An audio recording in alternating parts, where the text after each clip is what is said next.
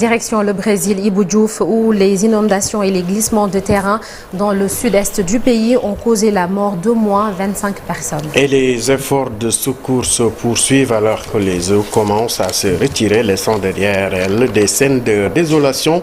2 décès supplémentaires à Apiaca dans l'état d'Espírito Santo, portant donc le bilan à 17 morts dans cet état.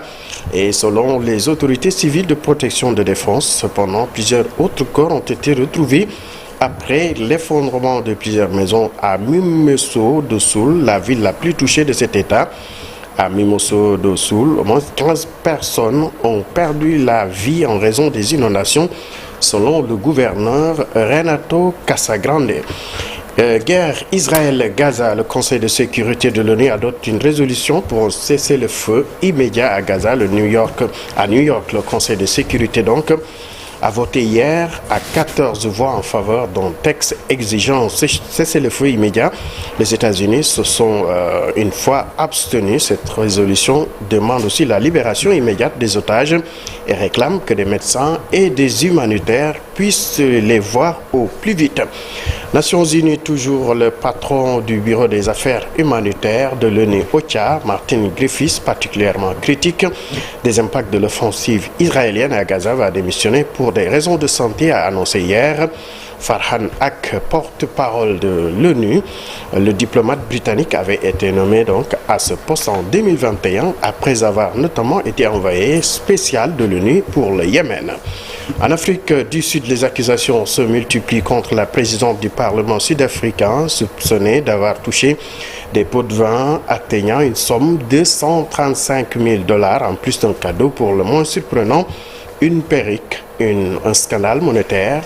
Donc le scepticisme s'est emparé de la classe politique sud-africaine alors que les détails sulfureux de ce scandale de corruption continue de se révéler. Aux États-Unis, Donald Trump face à la justice, une caution réduite et une date de procès confirmée.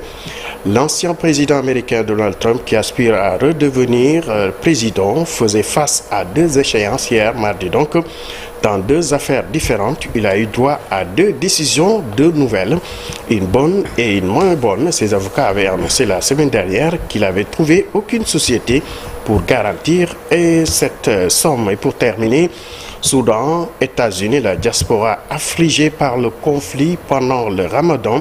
La guerre complique la période donc du jeûne. Saline Mahmoud, qui vit aux États-Unis d'Amérique, pense que l'opinion internationale doit se pencher donc sur cette crise pour permettre aux musulmans soudanais d'observer ce mois saint de l'islam. Sornanada, c'était tout pour cette page internationale. Merci beaucoup Ibou Diouf. Rendez-vous tout à l'heure pour l'actualité internationale. Ce sera en Wolof. Alors, on vous le disait tout à l'heure, on va beaucoup parler politique. Quelles sont les leçons à tirer de ce scrutin du 24 mars? Rendez-vous dans la seconde partie avec Abdoulaye Sissé pour la chronique du jour.